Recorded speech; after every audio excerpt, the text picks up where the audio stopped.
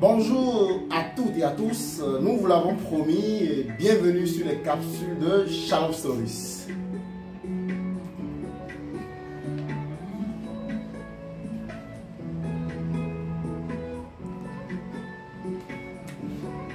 Il y a 6 ans, je vous amène en 2019, j'avais donné des conseils à une bonne amie à moi qui est dans une activité prospère. Elle était dans les vêtements, elle vendait beaucoup à l'époque. Et comme tout bon béninois, à un moment donné, on a toujours intérêt d'acheter un terrain. Le tout dépend de ce que l'on fait des terrains qu'on achète. Il faut dire qu'elle m'a émis le vœu d'acheter le terrain, elle ne m'a pas donné tous les détails. Et on pouvait penser que c'était d'abord pour acheter et construire elle-même sa maison. C'est ce que j'ai cru en tout cas. Et donc, j'ai fait les recherches pour qu'elle puisse acheter le terrain. On a fait beaucoup de visites. Et à la fin, elle s'est accordée pour acheter un terrain qui n'est pas véritablement loin de Cotonou, qui est à peu près entre 5 et 6 km de Cotonou ville-centre. Donc un peu sur la route vers Ouida, après Cotonou, pour ceux qui connaissent très bien le Bénin.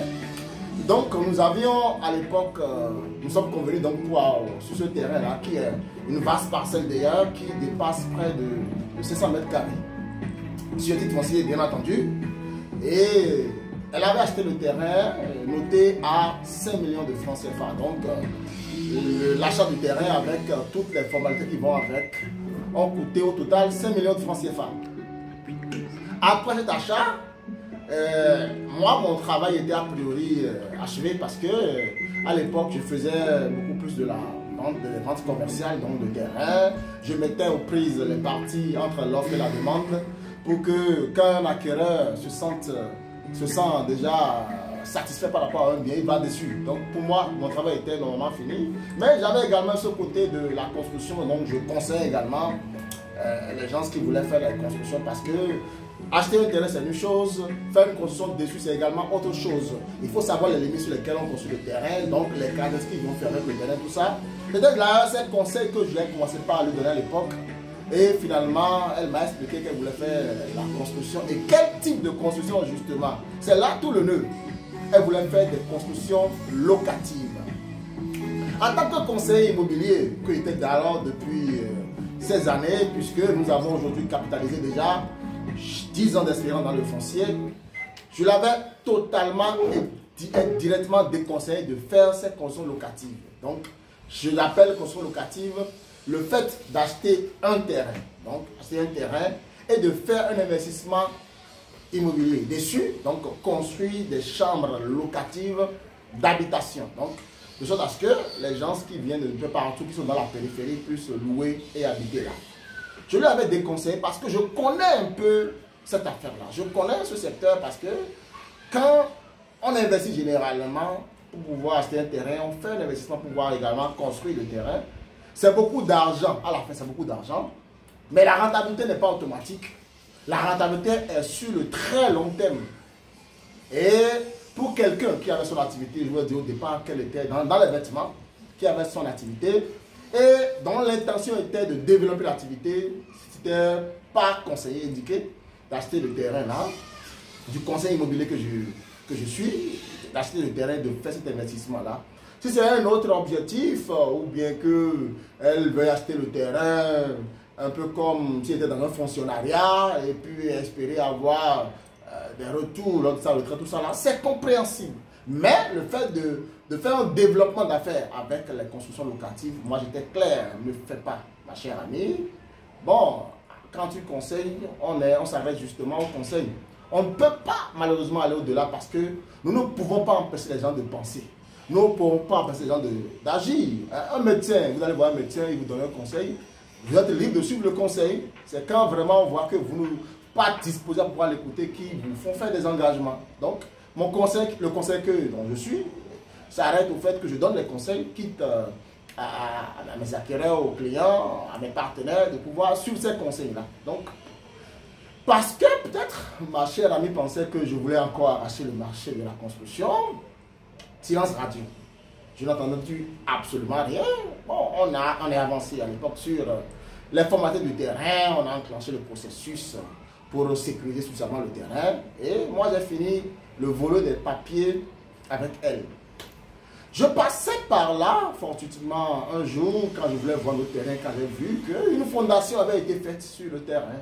Bon, je l'ai interpellé à ce moment-là, il m'a dit, oui, bon, qu'on lui a conseillé, la famille, des amis lui ont conseillé que son projet était un projet rentable parce qu'ils ont fait de petits calculs et qu'elle pourra constamment avoir de l'argent, comme on dit mensuellement et tout. J'ai dit, ma chère amie, ce que tu fais là, c'est une erreur. Je rappelle que nous sommes en 2019 où tout cela se passait. Nous sommes en 2024 aujourd'hui, donc ça fait pratiquement 6 ans, si vous voulez.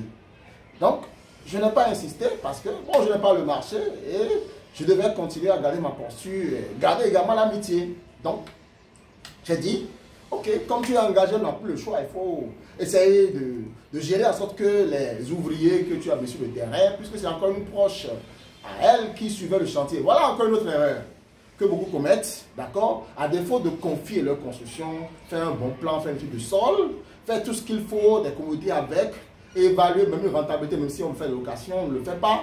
On choisit un maçon, on choisit un plombier, on choisit un ferrailleur, on choisit, on a beaucoup d'ouvriers à la fin, on se retrouve à payer chacune de ces personnes-là. Et le bâtiment qu'on finit par avoir, in fine, coûte suffisamment cher, parce que chaque ouvrier s'arrange, se taille sa paille du lion, et le chantier devient un chantier finalement qui est dispendieux. Il y a devant ce chantier qui est vraiment cher. Et puis quand tu fais des évaluations, on est déçu. C'est encore la deuxième erreur que ma chère amie a fait. Elle a appelé une connaissance qu'elle a fait à construire quelque part, qui suivait une parente qui suivait le chantier. Donc, ils ont fait donc, la construction dans ces conditions-là. La construction est terminée. La maison est finie, donc la clé est rendue. Ma chère amie s'est retrouvée à investir 25 millions de francs CFA. 25 millions de francs CFA pour faire des chambres salons. Et combien de chambres salons? Elle en a fait 10 sur la parcelle de 500 mètres carrés et un peu plus. 10. Ça veut dire qu'elle accueille normalement 10 différents locataires dans la maison. Voilà une troisième erreur. Les commodités changent. Le raisonnement change, la clientèle change, les nouveaux acquéreurs également changent. Aujourd'hui, vous tombez sur même un jeune, il veut habiter quelque part, il ne veut pas ce qu'on appelle un réfléchir populaire.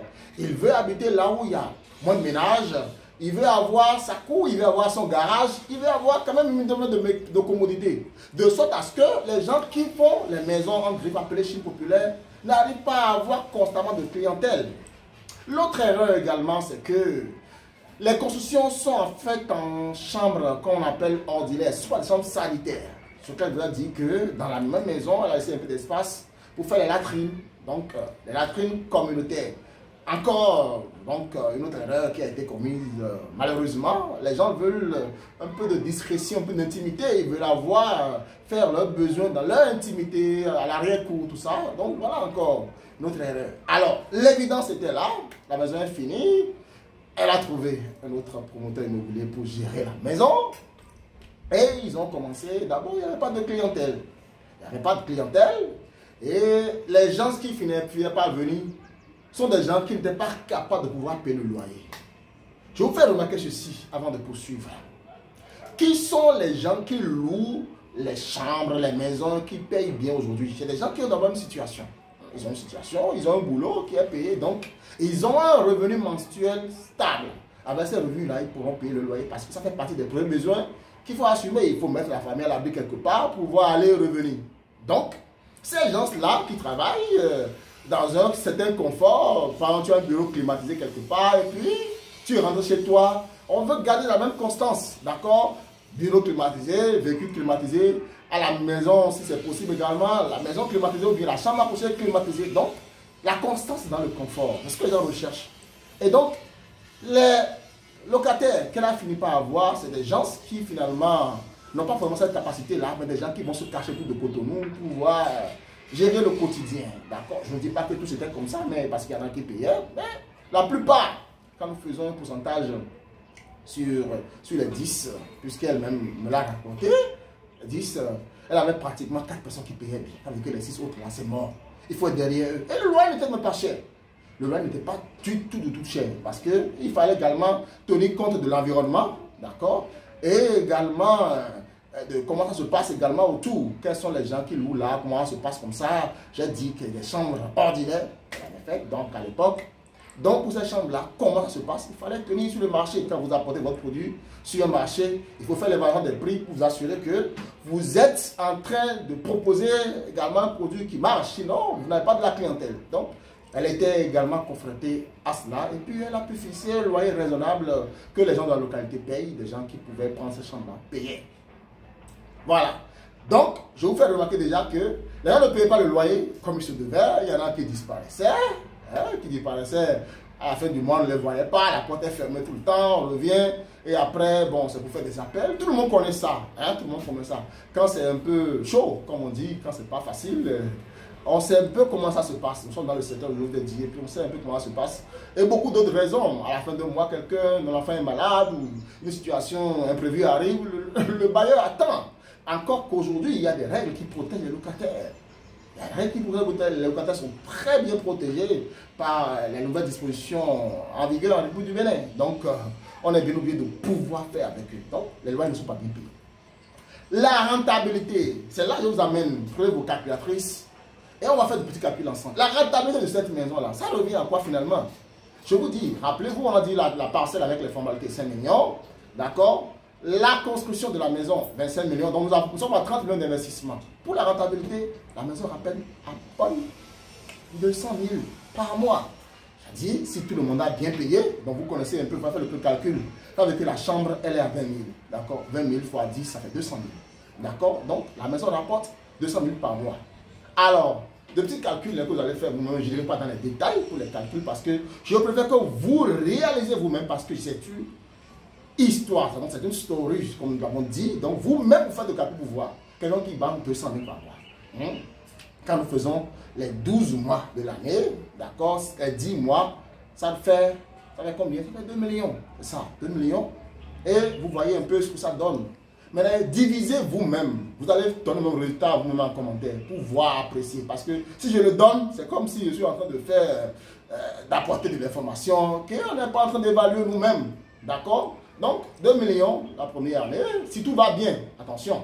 Si tout va bien, on a dit qu'il y a des gens qui fuyaient tout ça là. Donc, c'est pas évident que vous puissiez avoir 2 millions. Donc, divisez les 30 millions d'investissement qui ont été faits par les 2 millions et voyez ce que ça donne. En combien d'années, si les loyers étaient régulièrement payés. S'il n'y a pas eu des interruptions des chambres, parfois quelqu'un quitte, et 3-4 mois, parfois 1 an, les chambres sont restées vides. On ne trouve pas le locataire qui est là parce que finalement, on ne peut pas prendre le cas, il ne fait pas de défaut, qui ne paye pas. D'accord? Donc, faites tous ces calculs-là, dites, bon, on peut exagérer même pour dire que, bon, on a tout fait, elle a 2 millions par an. Les 2 millions par an, que disent par 30 millions? Est-ce que vous avez fait le calcul? Mettez-moi les réponses dans les commentaires. Dites-moi vous-même ce que vous réalisez. Est-ce un waouh, comme on le dit? Voilà le nombre d'années, d'accord? Moi, je vais constater vos calculs dans les commentaires tout à l'heure. Le nombre d'années qu'elle essaye de récupérer et son capital. Bon, on ne parle plus d'amortissement parce que un bien qui est construit, qui est habité, même qui n'est pas habité, d'accord, laissez une parcelle vide quelque part, même faites la clôture, la nature aura du vide, les mauvaises herbes prennent la place. C'est comme ça que Dieu l'a établi. Dieu qui étant l'équilibre parfait, moi je dis Dieu c'est l'équilibre parfait. Donc, là où il n'y a pas d'habitation, il n'y a pas de groupe, les souris viennent rester là, ou bien les animaux, parce que, bon voilà, la terre regorge beaucoup de richesses. Donc, que la maison soit habitée, et qu'elle soit habitée, elle va se détériorer. Personne ne peut changer cela. Habiter, comment pas habiter? Donc, on se situe dans l'autre des cas. Et donc, on ne parle plus donc de l'amortissement, des loyers impayés, de fait que parfois les chambres soient restées vides, des différentes intempéries qui peuvent arriver, des situations qu'on aura à gérer, et tout, tout ça là. Pour pouvoir faire le calcul, voyez, imaginez le nombre d'années à travers lesquelles on peut espérer, si tout se passait bien, qu'on va récupérer, eh bien, son capital. Alors, je vous pose la question, pour quelqu'un qui veut faire un développement d'affaires, qui veut prendre son argent et fructifier son argent, est-ce que c'est vraiment rentable de faire son argent, d'aller immobiliser l'argent, de faire une construction locative pour espérer récupérer son argent? Vous savez, Il faut suivre les conseils des experts aujourd'hui.